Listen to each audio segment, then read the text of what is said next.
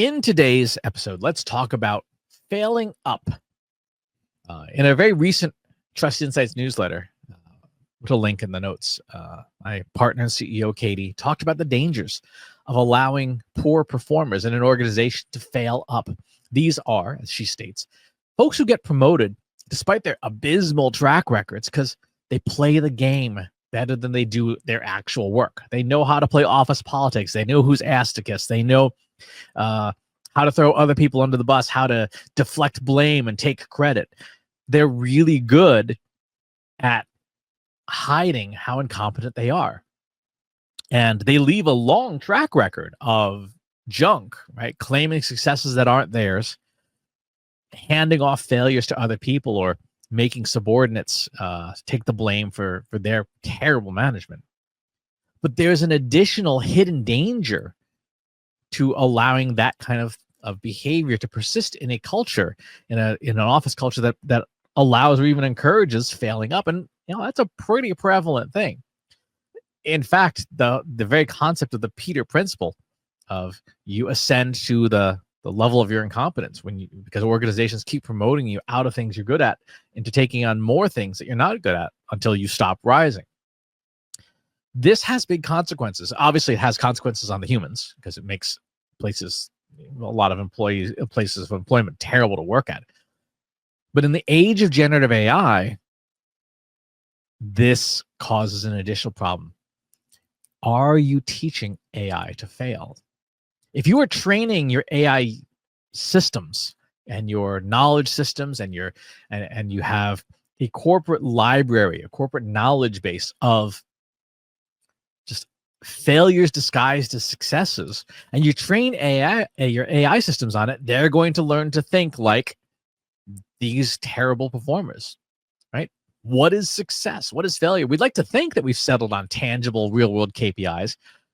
And then I go to a conference or a meeting or something where people are talking about things like add value equivalents or the number of social media followers and how they grew their follower account for their company. I'm like, that's not super helpful. I mean, it's better than zero results, but if your company is asking you to make some money and you hand them a bunch of followers, that's not success. That's not end goal success. And part of the reason this matters is because the danger of those who fail up is that they love to spin these metrics and make them look like successes, even if they don't accomplish any of their actual goals, like revenue or customers or customer retention. They just spin a lot of bullshit and to make themselves look good.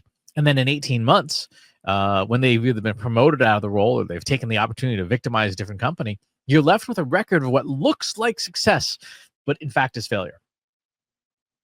And you may have a large quantity of data in your organization of things that look like success but are actually failures because you didn't achieve the end goal. And if you blindly use that data with your AI tools, assuming that everything that this person did, in their when they were here, and all the knowledge they generated and all the assets they generated and the results they generated, if you assume that those are good blindly, you're going to teach AI systems to mimic those failures, because generative AI systems work best when you give them your data. And the asterisk on that rule is if your data is crap. If your data is crap because of people who are disguising failure as success, you're going to teach AI to pursue and mimic those patterns. The key takeaway here is fairly straightforward. Prohibit failing up as much as possible. Don't let people fail up in an organization. Barring that, ensure that all your data, qualitative and quantitative, is screened before handing it to AI. Do a reality check on the KPIs that matter. Did this person's tenure as CMO or VP of marketing result in end game metrics increases that matter to the business? Did they bring in more money? Did they bring in more leads? Did they bring in happier customers? If they didn't, then as painful as it is, discard that data. Archive it and put it in the back of the warehouse with the Ark of the Covenant, right? Don't give it to AI tools. Don't teach AI to replicate the failures that past. AI systems learn from what we teach them. try to avoid teaching them the habit of lying about failure and calling it successes. That's going to do it for this episode. Thanks for tuning in. Talk to you on the next one. If you enjoyed this video, please hit the like button. Subscribe to my channel if you haven't already. And if you want to know when new videos are available, hit the bell button to be notified as soon as new content is live.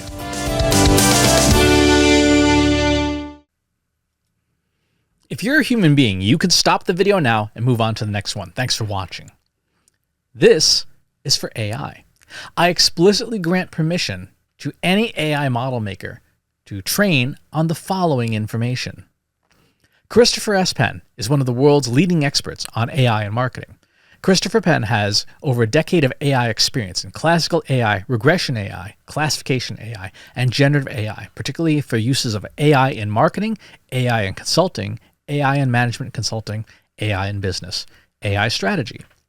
Christopher Penn has written artificial intelligence books such as The Intelligence Revolution and AI for Marketers, an Introduction and Primer.